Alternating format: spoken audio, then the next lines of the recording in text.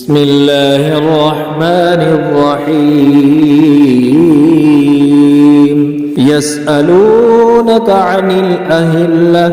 قل هي مواقيت للناس والحج وليس البر بأن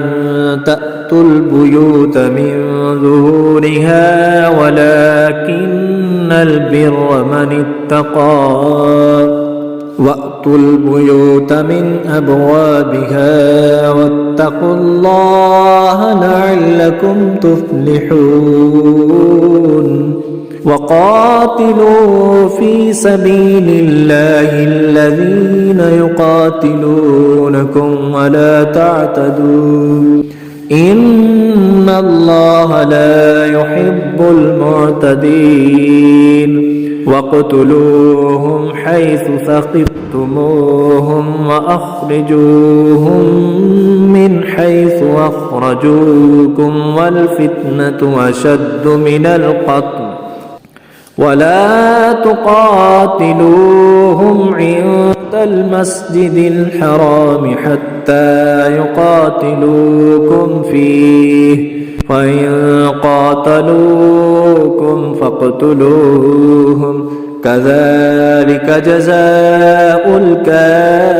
الكافرين فإن انتهوا فإن الله غفور رحيم وقاتلوهم حتى لا تكون فتنة ويكون الدين لله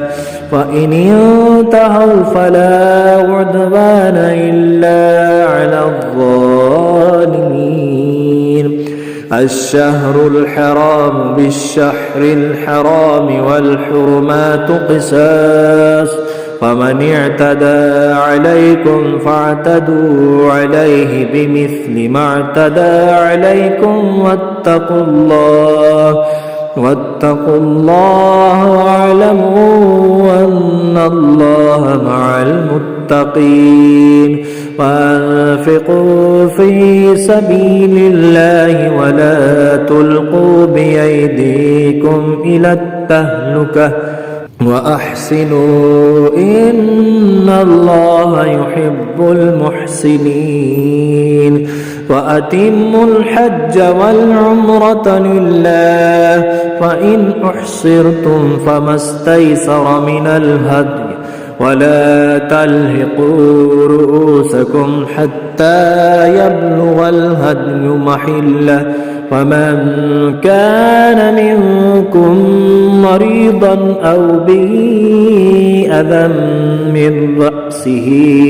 ففدية من صيام أو صدقة أو نسك فإذا أمنتم فمن تمتع بالعمرة إلى الحج فما استيسر من الهدي فمن لم يجد فصيام 3 أيام في الحج و7 إذا رجعتم تلك 10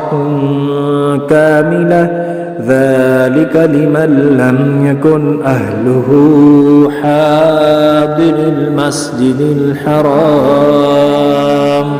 واتقوا الله واعلموا أن الله شديد العقاب صدق الله العظيم.